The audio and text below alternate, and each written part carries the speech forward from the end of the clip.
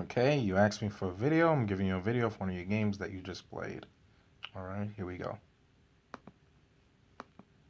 Okay, I see you trying to build a Stonewall.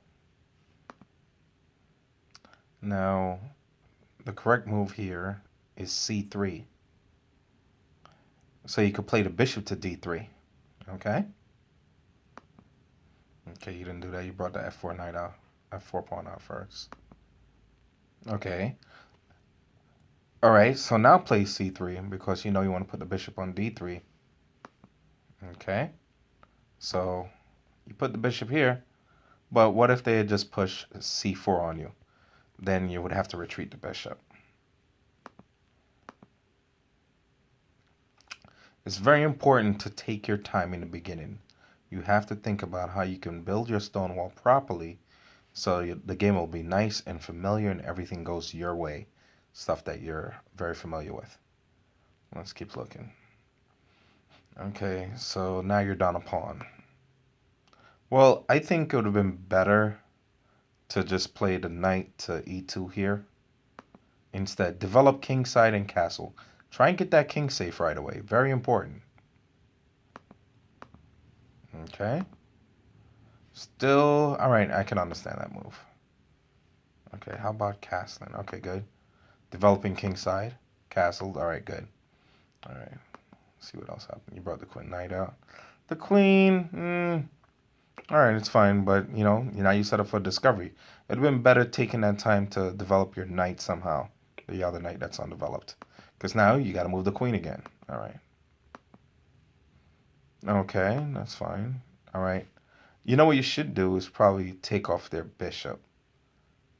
Because you're not going to have that same structure that you wanted to have where you have the stone wall. So you kind of have to make like different decisions now.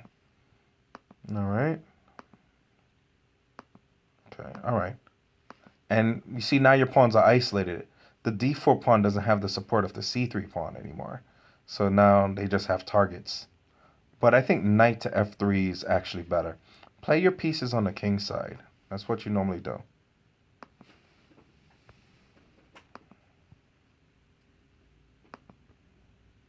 Okay. Yeah, you have too many targets and your pieces are on the queen side. You know, you gotta try. Okay, that's okay.